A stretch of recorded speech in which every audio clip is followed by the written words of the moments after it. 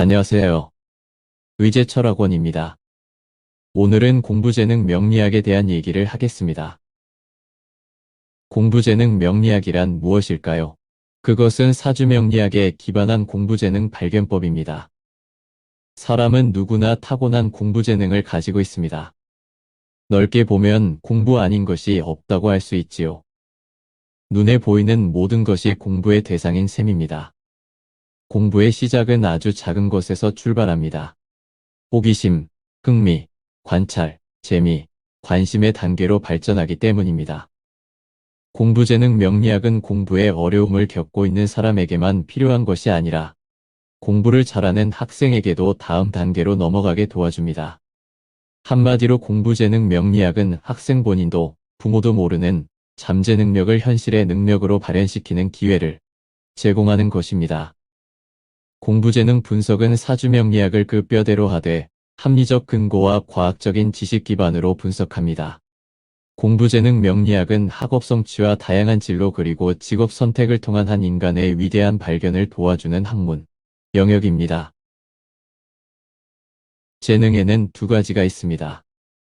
겉으로 드러난 표면적 재능과 자신 속에 감추어진 잠재적 재능이 바로 그것입니다.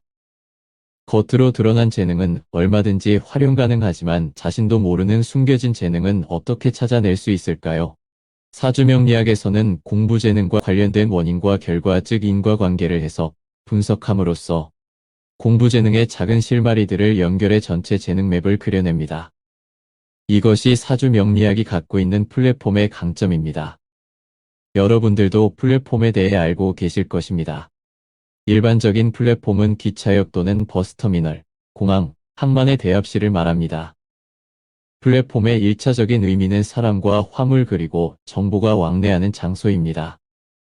그러나 지금은 정보통신기술의 시대입니다. ICT 시대의 플랫폼은 정보의 생산과 소비가 동시다발적이면서 무한대로 이루어지는 가상의 공간입니다. 그래서 플랫폼 기업이라는 말이 생겼는데 이들을 플랫포머라고 부릅니다.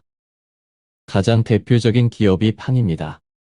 FANG, 팡. 팡은 페이스북, 아마존, 넷플릭스, 구글을 말합니다. 팡만 해도 이미 우리 생활 속에 깊숙이 자리 잡고 있습니다. 유튜브는 말할 것도 없습니다. 이러한 플랫폼은 빅데이터가 기반이 되는데 데이터를 수집, 축적, 가공, 공급하면서 거대한 정보를 만드는 방식입니다. 나아가 빅데이터는 인공지능으로 운용되는 클라우드 플랫폼과 연결되어 있습니다. 당연히 수많은 고객의 방대한 정보를 축적하고 활용합니다. 그래서 현재의 세상을 움직이는 시스템은 플랫폼일 수밖에 없습니다. 전통적인 플랫폼이 있다면 그것이 사주명리입니다. 사주명리학이 만들어진 시대는 철저한 농경사회였습니다. 당시로서는 사람과 세상에 대한 예측이 가능하다는 사실만으로도 혁명적인 사건이었을 것입니다. 이것이 하나의 플랫폼으로 작동할 수 있었던 배경은 앞날에 대한 불안감에 연유했을 것입니다. 이러한 예측 플랫폼은 음양오행이론을 기초로 합니다. 사주명리학도 그 근간은 유지하되 발 빠르게 그 시대의 현실을 반영하는 플랫폼으로 발전, 진화해 왔습니다.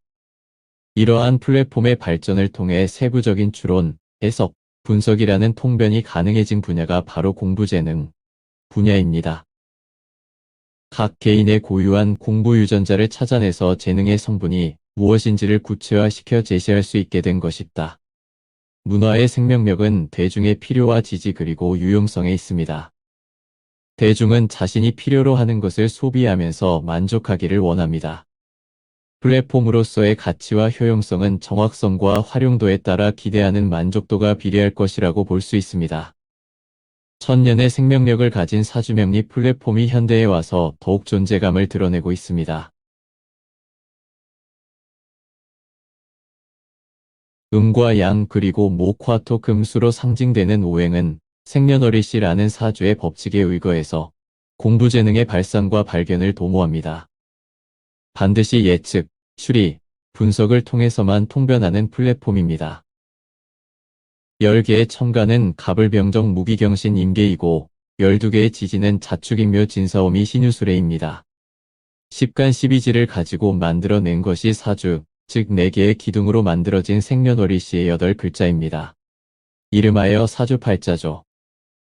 그 사람의 생년월일시를 8글자로 옮겨놓고 보면 한 사람의 숙명과 운명이 이 암호처럼 숨어 있다는 생각이 듭니다. 그렇다고 사주가 암호라는 뜻은 아닙니다. 글자 모양으로 보면 8글자 속에서 치열하게 네트워킹되는 모습을 관찰할 수 있습니다. 이 세상에 재능이 없는 사람은 없습니다. 나의 보이는 재능, 숨어있는 재능을 찾아내서 어떻게 활용하느냐에 따라 사람의 운명은 크게 달라질 것입니다.